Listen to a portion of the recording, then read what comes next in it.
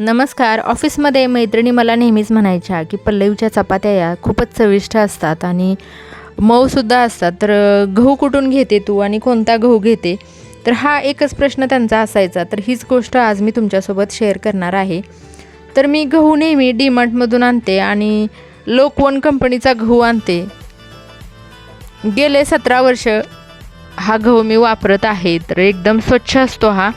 यामध्ये कुठल्याच प्रकारचे किडे आणि खडेसुद्धा नसतात. तर ज्यावेळेस घाई गडबड असेल ना, तर त्यावेळेस हा पटकन आपल्याला दळून आणता येतो. एकदम दाणेदार आणि खूप मोठा असा हा गहू असतो. पीठसुद्धा याचं चांगलंच पडतं. तर हा दळून आणतानासुद्धा मोठ्या गिरणीतून दळून आणायचा आहे. एकदम गुलालासारखं बारीक पीठ पडलं पाहिजे याचं.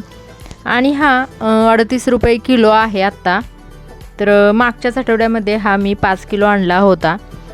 तर बऱ्याच वेळेस काय करतात काय गृहिणी घरघंटीमध्ये दळून आणतात. तर तसं करायचं नाही, मोठ्या गिरणीतून दळून आणायचा. तर छोट्या गिरणीतलं जे पीठ असतं ना, ते बारीक नसतं, थोडं मोठं असतं. तर त्यामुळे चपात्या कडक होतात.